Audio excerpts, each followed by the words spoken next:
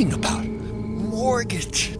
Damn it. Money pouring out. And I felt a lump. I know cancer when I feel it. Where is she? What is she up to? Never calling, never saying a word. Stress. It is everyone's inferno, bedeviling our minds, igniting our nights, upending our equilibrium. But it hasn't always been so. Once, its purpose was to save us. If you're a normal mammal, what stress is about is 3 minutes of screaming terror on the savannah, after which it's either over with or you're over with. But everything changed. What once helped us survive has now become the scourge of our lives. And I just burst into tears and wept and wept. Today, scientific discoveries in the field Got him. Good. and in the lab prove that stress is not a state of mind, but something measurable and dangerous. This is not an abstract concept. It's not something that maybe someday you should do something about. You need to attend to it today. In some of the most unexpected places, scientists are revealing just how lethal stress can be. Chronic stress could do something as unsubtle and grotesque as kill some of your brain cells. The impact of stress can be found deep within us, shrinking our brains, adding fat to our bellies, even unraveling our chromosomes. This is real. This is not just somebody whining. Stress, savior, tyrant, plague. Its portrait revealed.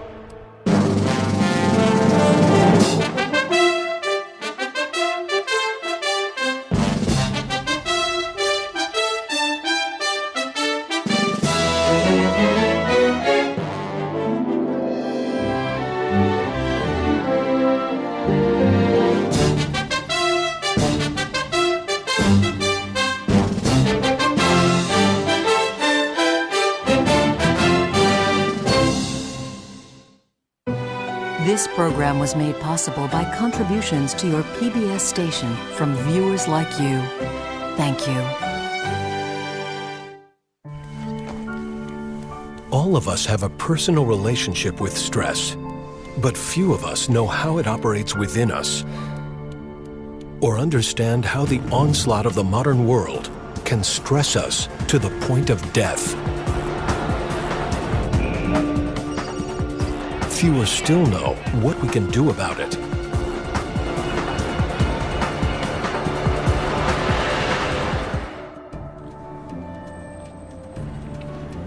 But over the last 3 decades, Stanford University neurobiologist Robert Sapolsky has been advancing our understanding of stress, how it impacts our bodies, and how our social standing can make us more or less susceptible. Is the aggregate bad news and Most of the time, you can find him teaching and researching in the high-achieving, high-stressed world of brain science. This week's paper is this huge contrast between classical. But that's only part of his story.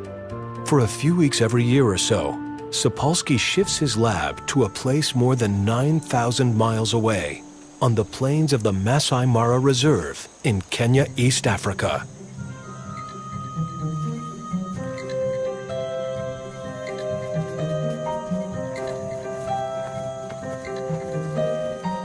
Robert Sapolsky first came to Africa over 30 years ago on a hunch. He suspected he could find out more about human stress and disease by looking at non-humans.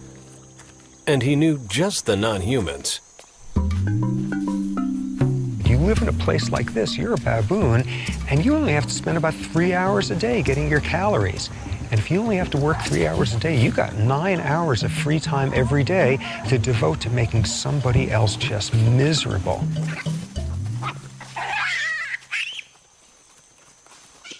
They're not being stressed by lions chasing them all the time. They're being stressed by each other. They're being stressed by social and psychological tumult invented by their own species. They're a perfect model for westernized stress-related disease. To determine just what toll stress was taking on their bodies, Sapolsky wanted to look inside these wild baboons at the cellular level for the very first time. To do this, he would have to take their blood in the most unassuming way. Basically, what you're trying to do is anesthetize a baboon without him knowing it's coming. Because you don't want to have any of this anticipatory stress. So you can't just, get in your Jeep and chase the baboon up and down the field for 3 hours and finally, when he's winded, dart him with an anesthetic. Now, the big advantages of a blowgun are that it's pretty much silent and it hasn't a whole lot in the way of moving parts, but the big drawback is it doesn't go very far. So what you spend just a bizarre amount of time doing is trying to figure out how to look nonchalant around a baboon. Got him. Time. Okay, he is wobbling now. Okay, whoop, here he goes. From each baboon blood sample, Robert measured levels of hormones central to the stress response.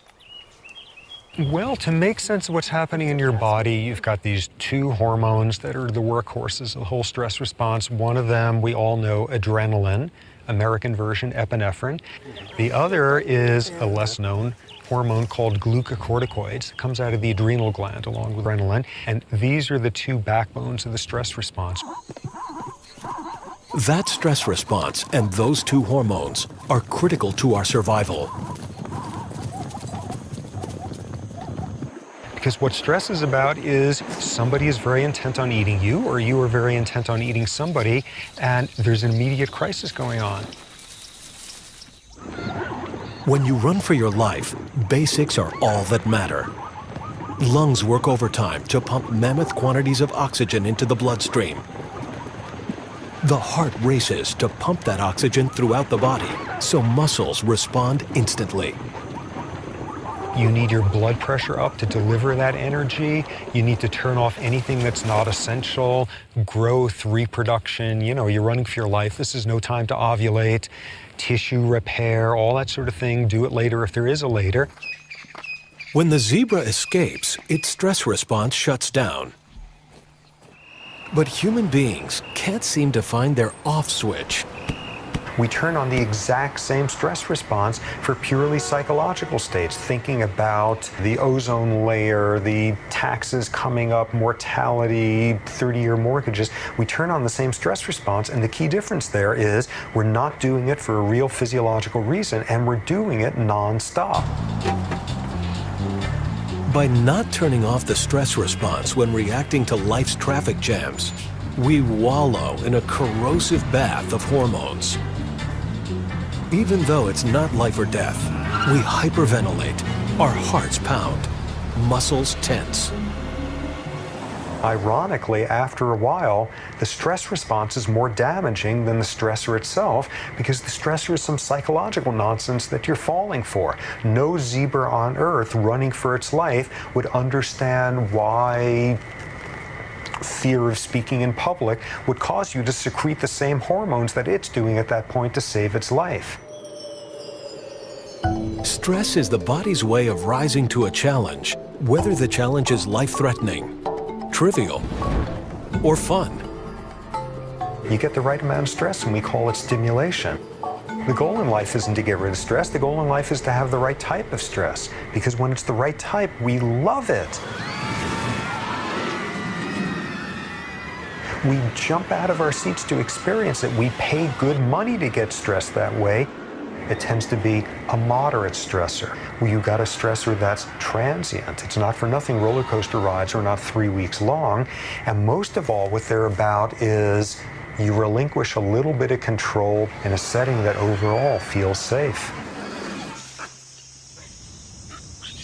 But in real life, for so many of us primates, including Robert's baboons, control is not an option.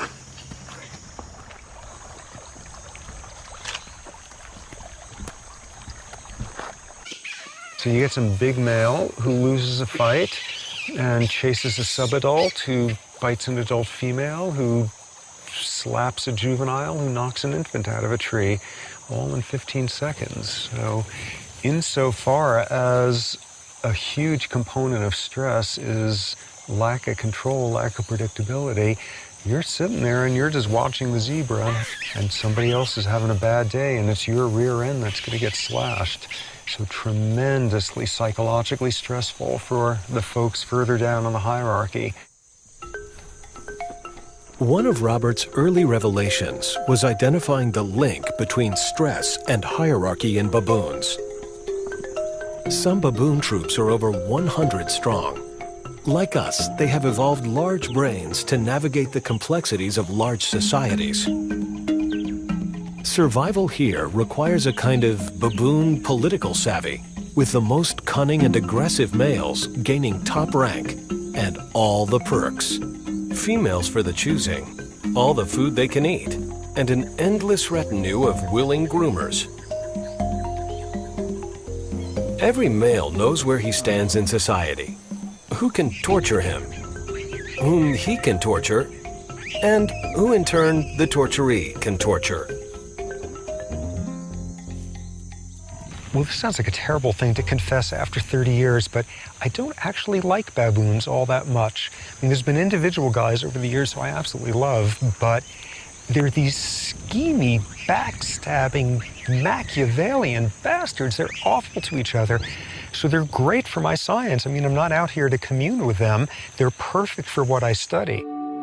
22 years ago, at the age of 30, Sapolsky's landmark research earned him the MacArthur Foundation's Genius Fellowship.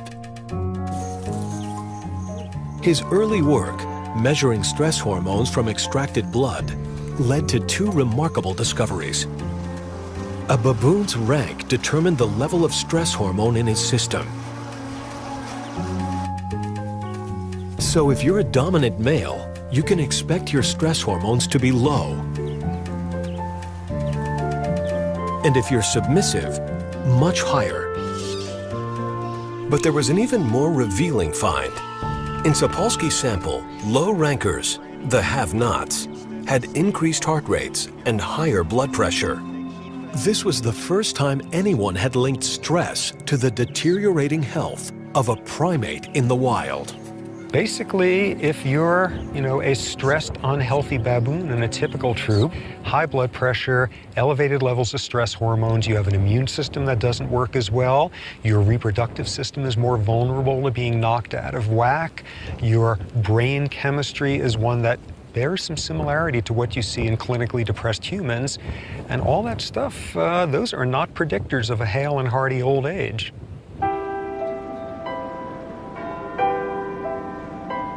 Could this also be true for that other primate? As Robert Sapolsky was monitoring stress in baboons, Professor Sir Michael Marmot was leading a study in Great Britain that tracked the health of more than 28,000 people over the course of 40 years. It was named for Whitehall, citadel of the British Civil Service, where every job is ranked in a precise hierarchy. The perfect laboratory to determine whether in humans there might be a link between rank and stress. I mean, that's the thing about stress. I think you've got to look at it in both acute terms and chronic terms. And I think I've been under chronic stress in this organisation simply because I'm a square peg in a round hole. Kevin Brooks is a government lawyer. His rank, level 7, means he has little seniority in his department. He lives the life of a subordinate. I think what I was most aware of at the time was the workload and how I had most of it under control, but one of my cases wasn't wholly under control. I'd let it slip. And it was a bit like, being in a car and hitting an ice patch and skidding. But nonetheless, I came in Monday morning, and my immediate manager, let's call him Ben, Ben wants a word with you. So we find a room, he shuts the door, then he says, you know what you've done. You know what happened while you were away. We couldn't find one of your files. Do you know what that meant? He just gave me a darn good kicking, psychologically. He did me over. And at the end of it, it was more threats. It was, right, this may be a disciplinary matter. So I left the room, crossed over the corridor to my own room, and I just burst into tears and wept and wept.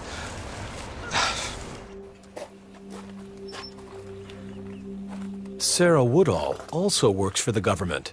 Unlike Kevin, she is a senior civil servant. There are about 160 people reporting to me ultimately, one way or another, within the sector. I do really enjoy working in the civil service. It's quite a dynamic environment. It can be quite exciting. I like working with lots of people. So yeah, I do really enjoy my job.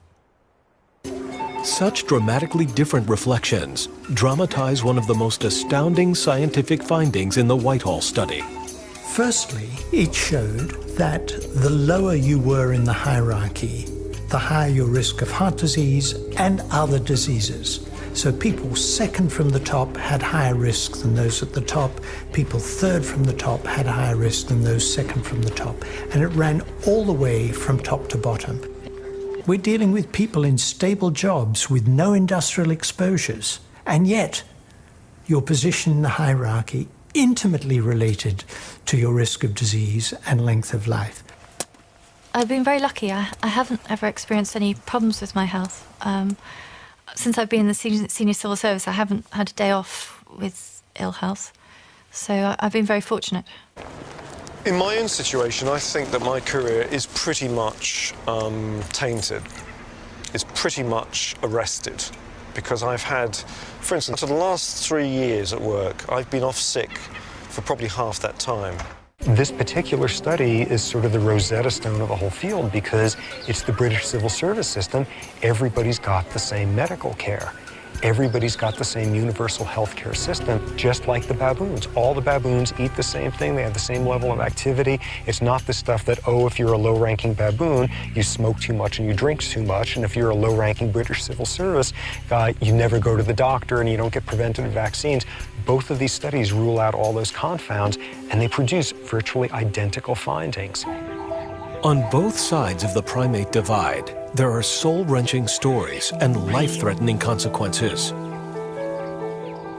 For every subordinate like Kevin living a life of baboon uncertainty, there is an alpha strutting his stuff, glorying in power over someone else, someone unsuspecting, someone low-ranking.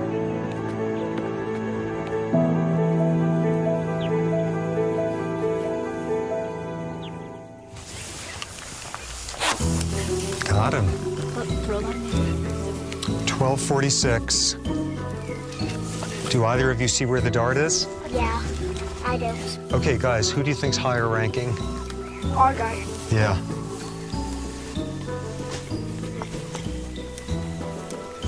Watch carefully, make sure the other guy doesn't hassle him. This year, Robert brought his family to Africa. His wife, neuropsychologist Lisa Scher-Sapolsky, has also done extensive research with baboons. And for the first time, they brought along their kids, Benjamin and Rachel. As asleep as he looks. You know, all the baboons are perfectly willing to get very freaked out by a human coming over and touching one of these guys, but cover him with a burlap and he doesn't exist anymore. Oh my God, he's there, he's there. Oh, not there anymore. Okay. So this is not quite like take your kids to work day, but you know, this is a pretty central feature of who I am by now and who my wife and I are. And you know, if our kids want to know where we came from, this is pretty fundamental. As in previous seasons, Robert measures how individuals at every level of the baboon hierarchy react to and recover from stress. So what we're doing, we're now going to challenge the system with increasing doses of epinephrine.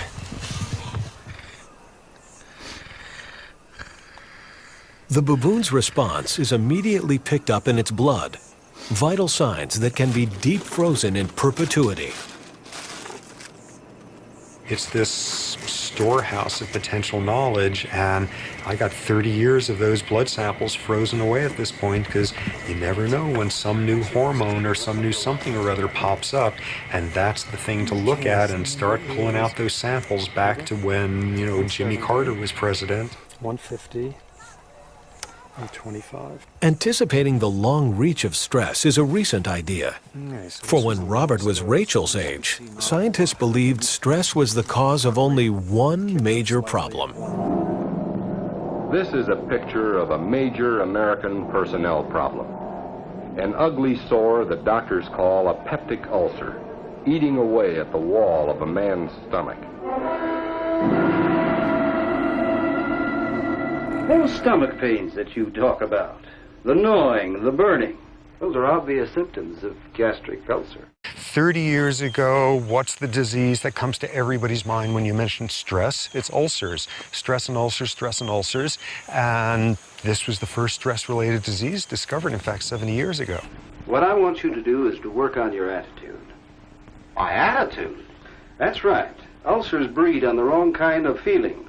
You've got to be honest with yourself about the way you feel about it. Finding a new doctor sounds like a better answer to me.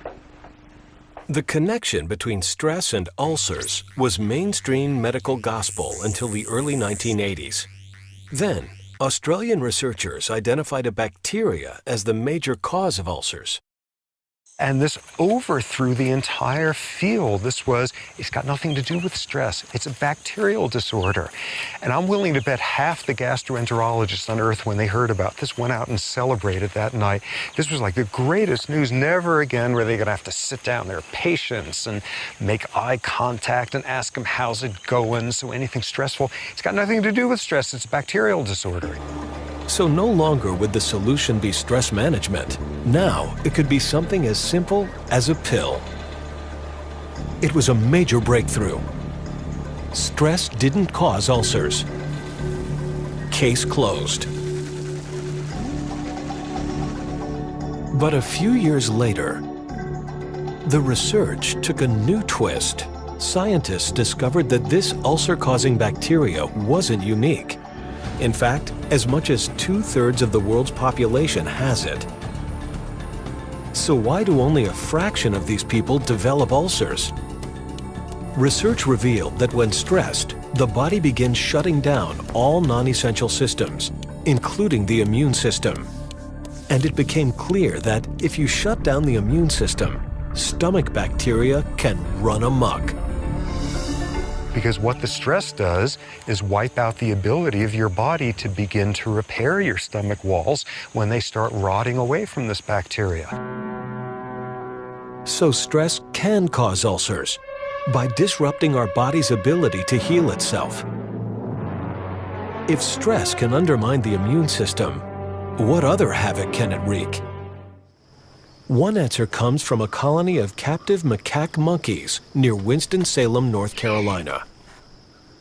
People think of stress as something that keeps them up at night or something that makes them yell at their kids. But when you ask me, what is stress? I say, look at it. It's this huge plaque in this artery. That's what stress is.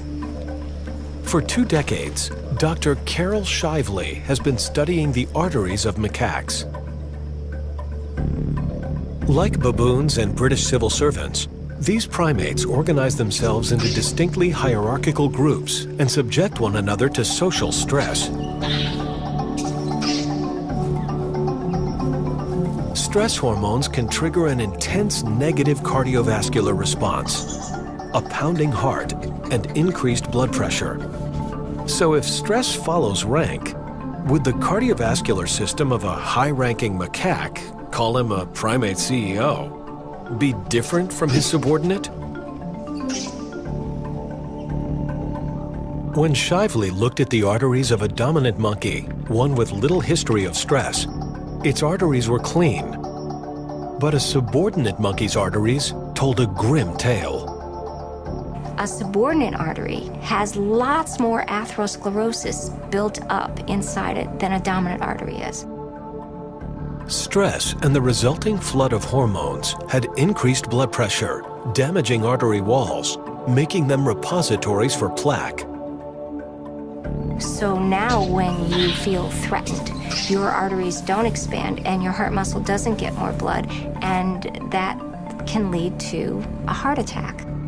This is not an abstract concept. It's not something that maybe someday you should do something about. You need to attend to it today because it's affecting the way your body functions. And stress today will affect your health tomorrow and for years to come. Social and psychological stress, whether macaque, human, or baboon, can clog our arteries, restrict blood flow, jeopardize the health of our heart. And that's just the beginning of stress's deadly curse.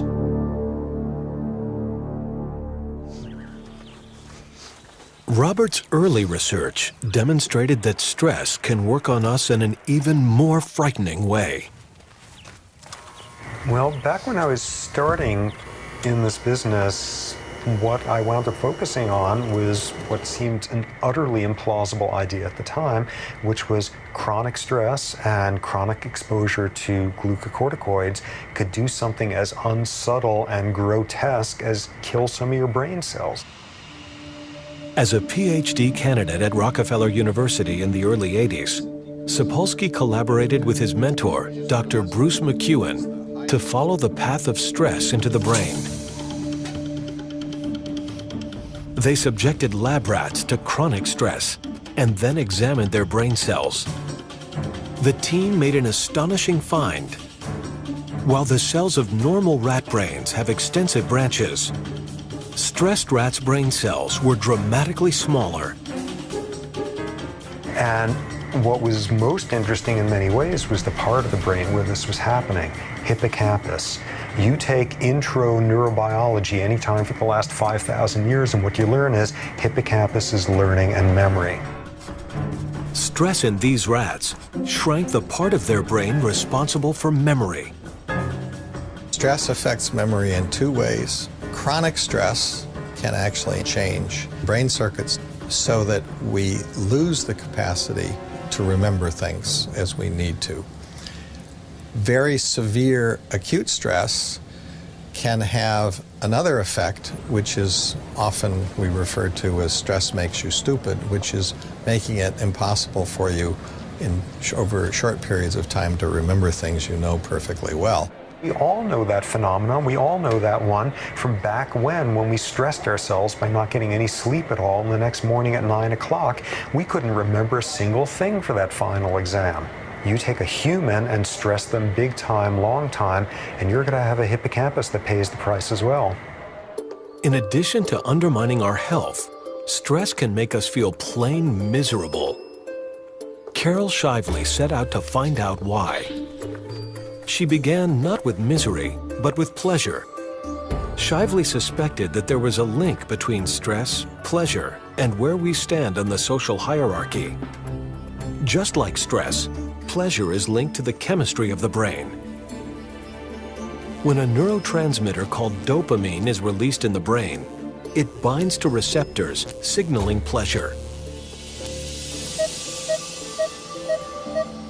Shively used a PET scanner to examine the brain of a non-stressed primate, our primate CEO.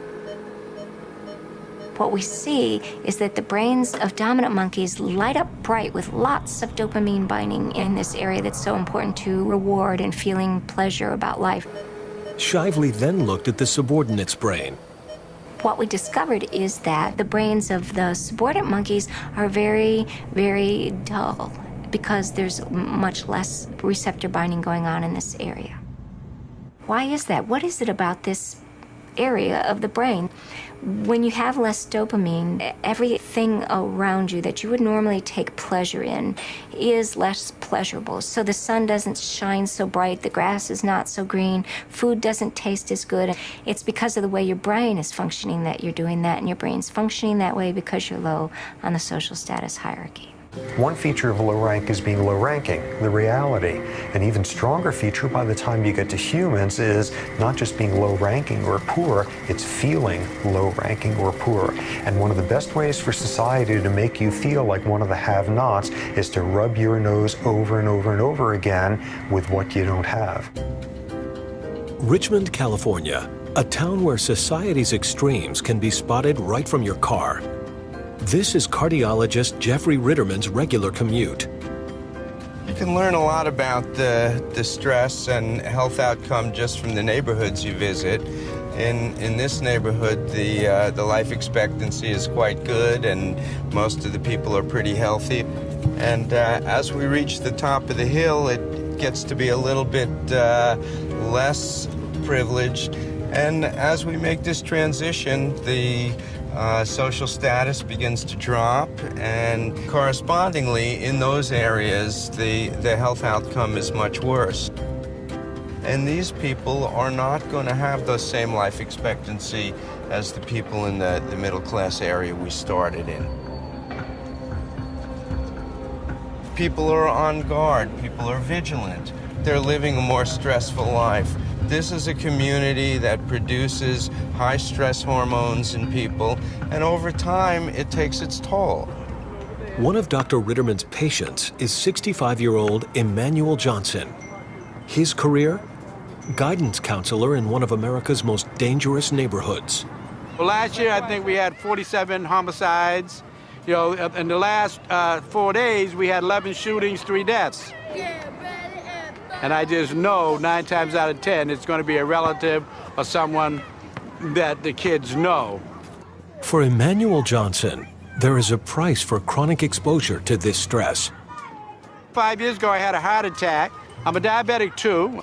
I have to work on it constantly. I've been in this business 20 years, so it's stressful, just working the job. So over the years, the cholesterol, the blood pressure, the sugar came on later, but the stress was always there long before they came on. Emmanuel Johnson's body may be telling yet another story of stress. The Whitehall study in England found an incredible link between stress, your position in the social hierarchy, and how you put on weight. So it may not be just putting on weight, but also the distribution of that weight. And the distribution of that weight, putting it on round the center, is related to position in the hierarchy, and that in turn may be related to chronic stress pathways. So we said, does that happen in monkeys? Because they organize themselves in a hierarchy too. And it turns out that it does. Subordinate monkeys are more likely to have fat in their abdomen than are dominant monkeys. I think the most amazing observation that I've made in my lab is this idea that stress could actually change the way you deposit fat on your body. To me, that was a bizarre idea that you could actually alter the way fat is distributed. Sapolsky, Shively, and others think stress could be a critical factor in the global obesity epidemic.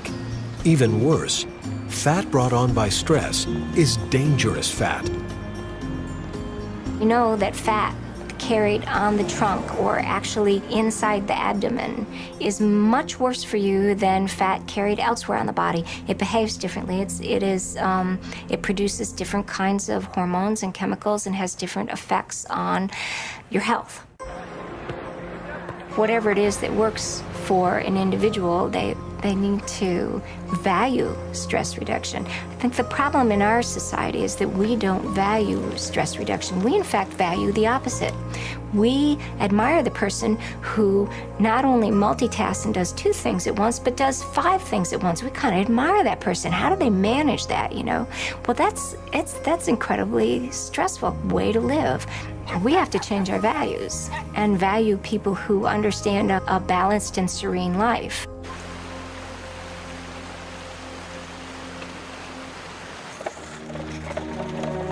One heartbreaking moment in history reveals that stress may, in fact, damage us long before we are even aware.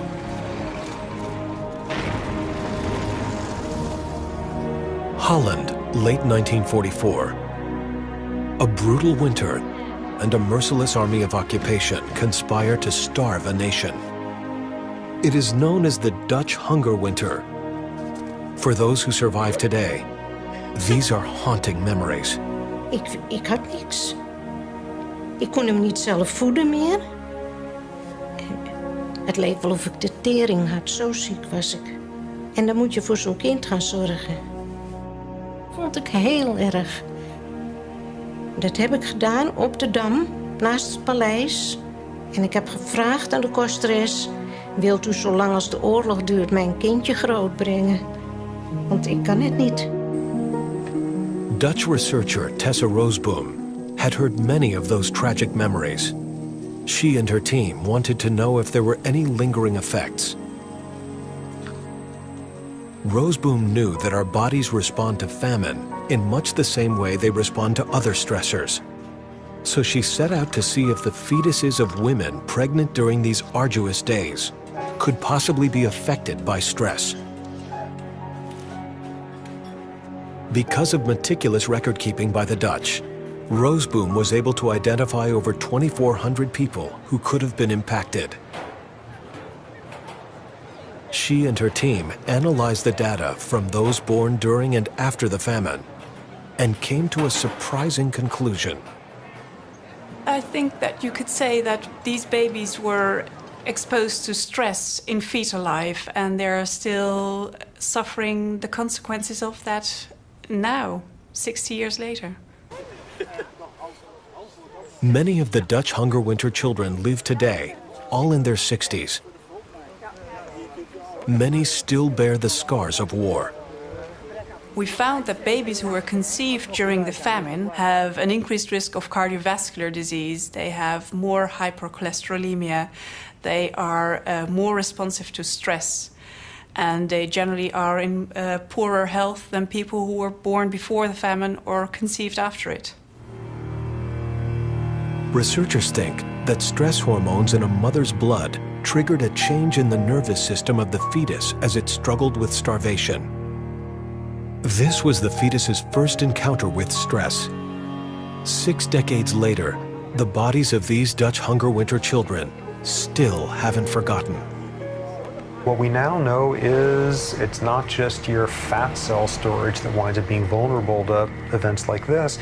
It's your brain chemistry. It's your capacity to learn as an adult. It's your capacity to respond to stress adaptively rather than maladaptively. How readily you fall into depression. How vulnerable you are to psychiatric disorders. Yet another realm in which early experience and early stress can leave a very bad footprint. If I had had an option, I would not have opted to be bipolar. But now that I am bipolar, I'll have to live with it. Dus dan heb je dat gevoel van als je wat soepeler leeft, dat je dat niet hebt. Ik kan het niet echt zeggen. Ik ben wel gauw boos. What the Dutch hunger winter phenomenon is about is experience environment starts long before birth, and adverse, stressful environments can leave imprints, can leave scars lasting a whole lifetime.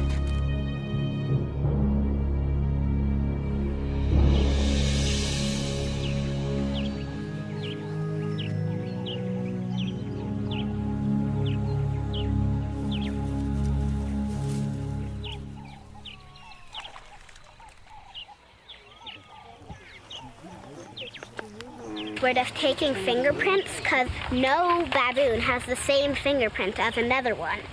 So we just took coney bears, and I'm hoping to go over to Riff and get his. During this year's multi-generational research, Robert, who has spent his career documenting stress's effects on the individual and on the cell, tracks the trail of stress even deeper into our bodies. One of the most interesting new directions of stress research is taking the effects of stress down to a nuts and bolts level of how cells work, how genes work, that half a dozen years ago nobody could have imagined. The once unimaginable genetic structures called telomeres, which protect the ends of our chromosomes from fraying. As we age, our telomeres shorten. What's interesting is stress, by way of stress hormones, can accelerate the shortening of telomeres. So the assumption is for the exact same aged guys, if you're a low-ranking guy who's just marinating in stress hormones, your telomeres are going to be shorter. So how does this formidable finding apply to us? San Rafael, California. Once a week, Janet Lawson keeps a very important appointment. She joins other mothers who share circumstances that produce chronic, unremitting stress. So, but she loses her balance, and that's the scary part. So we just went out actually last night and bought a new helmet just for fun. I found that as she's getting older and wanting more independence, it's getting harder. Each of these women is mother to a disabled child. And then for us, my son's only 8, and there's enough I can handle, and I don't allow myself to go too much out. I can't. I had a friend recently who said to me, you know, I think you really should consider putting Lexi in a home. And that was really stressful in and of itself to think, wow. So, sorry. No, don't be sorry, hon. So it's like, wow, how could you even say that? She's, you know, a little girlfriend. She's, even though she can't really communicate, she loves. She loves. She loves. She loves life. She loves. These remarkable women came to the attention of biologist Dr. Elizabeth Blackburn. I didn't directly know the individuals, but I know the stories. I'm a mother myself, and so when I heard about this cohort, I really thought it was worthwhile finding out what really is happening at the heart of the cells in these mothers who are doing such a difficult thing for such a long time. Dr. Blackburn is a leader in the field of telomere research. We have 46 chromosomes, and they're capped off at each end by telomeres. Nobody knew in humans whether telomeres and their fraying down over life would be affected by chronic stress. And so we decided we would look at this cohort of chronically stressed mothers, and we decided to ask what's happening to their telomeres and to the maintenance of their telomeres. What we found was the length of the telomeres directly relates to the amount of stress somebody is under and the number of years that they've been under the stress. Such stressed mothers became the focus of a study by Dr. Blackburn's colleague, psychologist Alyssa Eppel. Mothers of young children are a highly stressed group. They're often balancing competing demands like work and child rearing, and often don't have time to take care of themselves. So if you add on top of that the extra burden of caring for a child with special needs, it can be overwhelming. It can tax the very reserves that sustain people. And if they're stressed, if they report stress, they tend to die earlier. These women have shortened telomeres, decreased activity of this enzyme, and very, very rough number for every year you were taking care of a chronically ill child, you got roughly 6 years worth of aging. This is real. This is not just somebody whining. This is real, medically serious aging going on, and we can see that it's actually caused by the chronic stress. But there is hope. Dr. Blackburn co-discovered an enzyme, telomerase, that can repair the damage. It's what I always call it, the threat of hope. Preliminary data suggests that a meeting of minds such as this may actually have a health benefit by stimulating the healing effects of telomerase. And laugh. And laugh. If you don't laugh, forget it. You can't handle it. What I found is that the humor is something, there's a certain level of black humor that we have about our kids that only we appreciate. We're the only ones who get the jokes, and in a way, we're the only ones who are allowed to laugh at the jokes. One of the questions in the stress field is, what are the active ingredients that reduce stress and that promote longevity? And compassion and caring for others may be one of those most important ingredients.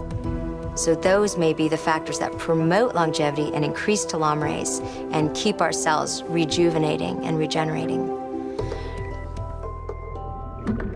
So perhaps connecting with and helping others can help us to mend ourselves and maybe even live longer, healthier lives.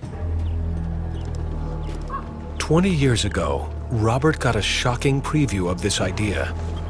The first troop he ever studied, the baboons he felt closest to and had written books about, suffered a calamity.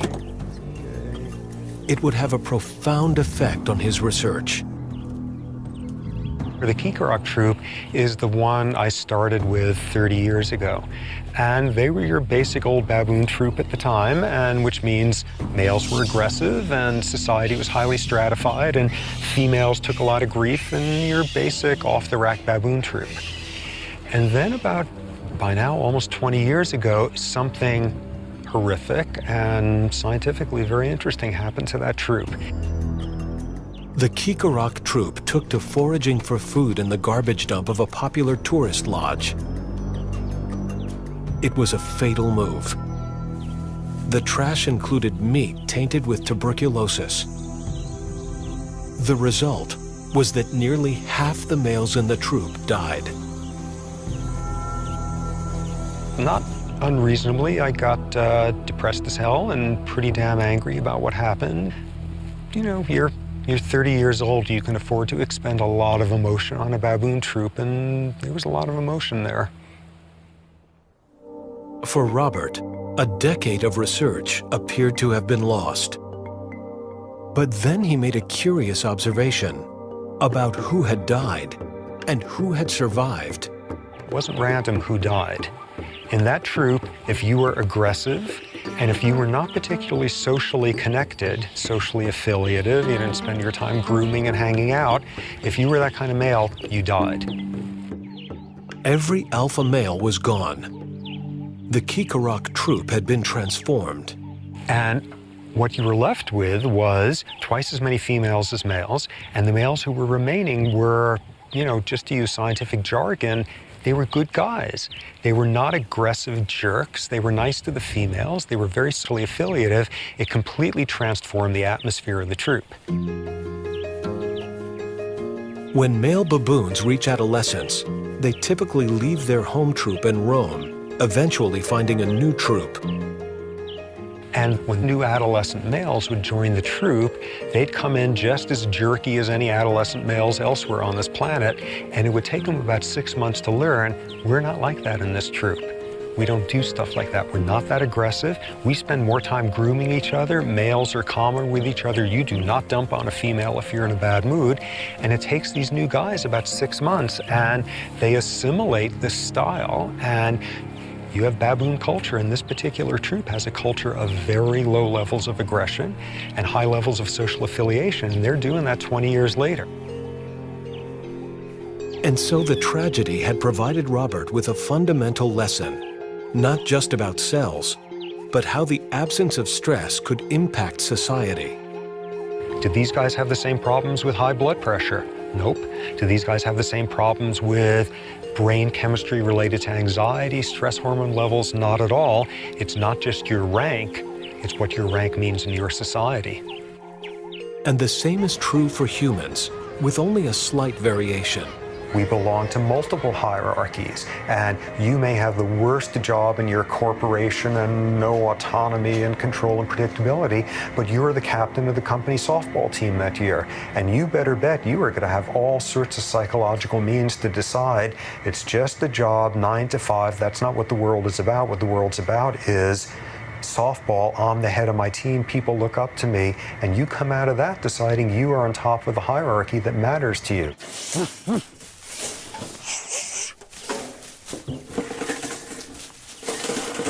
Well, that worked. And lots of baboon poop. Which, under the right circumstances with the right season's experiment, is a gold mine. Unfortunately, this time around, it's just a cage to have to clean now.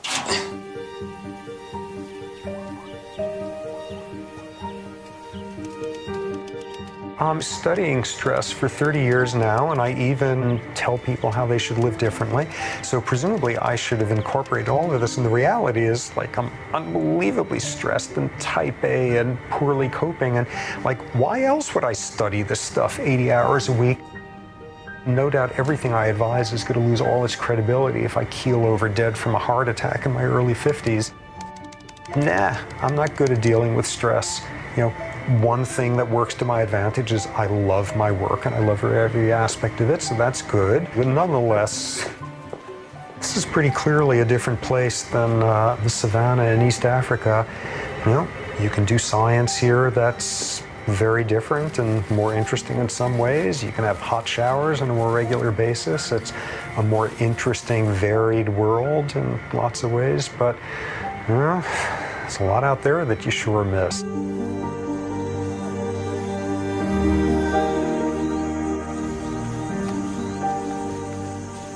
It is a pretty miraculous place where every meal tastes good and you're 10 times more aware of every sensation. This is a hard place to come to year after year without getting, I think, a very different metabolism and temperament. I'm more extroverted here, I'm more happy. It's a hard place not to be happy.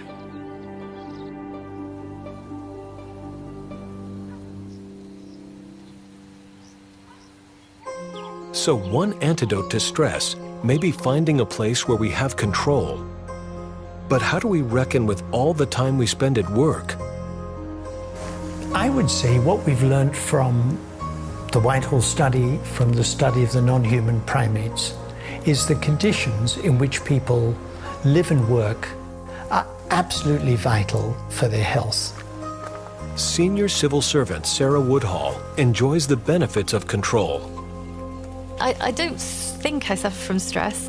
I don't work 100 hours a week. I control the amount of work that I do to make sure that I can continue to deliver long term. Control, the amount of control, is intimately related to where you are in the occupational hierarchy. And what we have found is, in general, where people report to us that things have got worse, that the amount of work stress has gone up, their illness rates go up. Where people report to us that they've got more control, they're being treated more fairly at work, there's more justice in the amount of treatment, so things are getting better, the amount of illness goes down. I've been very lucky. I haven't ever experienced any problems with my health. But not everyone is so lucky. So is there a prescription for the vast majority of us who aren't at the top? Give people more involvement in the work, give them more say in what they're doing, give them more reward for the amount of effort they put out. And it might well be you'll have not just a healthier workplace, but a more productive workplace as well. I've managed to achieve a degree of control. At the moment, I'm in a really good position. This is the first time where I feel I've had a boss who appreciates me. He doesn't dominate team meetings, he sits back. He invites people to contribute. He lets other people chair. He's a real manager. And he, from the start, when I returned after my latest sick leave just 6 months ago, he was so positive. I think I feel sufficiently empowered.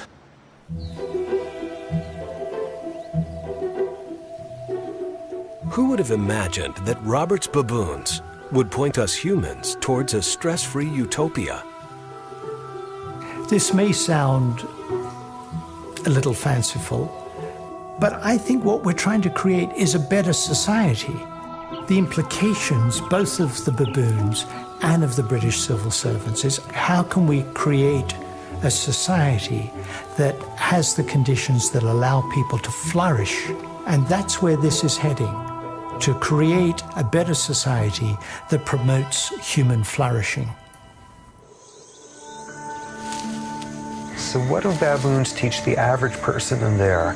Don't bite somebody because you're having a bad day. Don't displace on them in any sort of manner. Social affiliation is a remarkably powerful thing, and that's said by somebody who lives in a world where ambition and drive and type A-ness and all of that sort of thing dominates.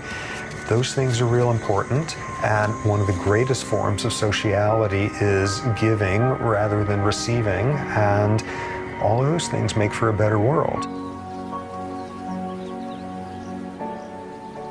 Another one of the things that baboons teach us is if they're able to, in one generation, transform what are supposed to be textbook social systems sort of engraved in stone, we don't have an excuse when we say there's certain inevitabilities about human social systems.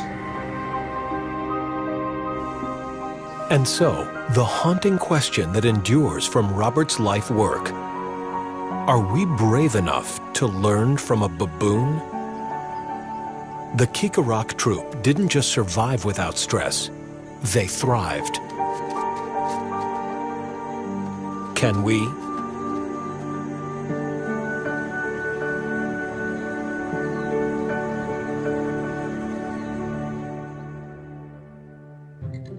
To order Stress, Portrait of a Killer on DVD, call PBS Home Video at 1-800-PLAY-PBS or visit us online at shoppbs.org.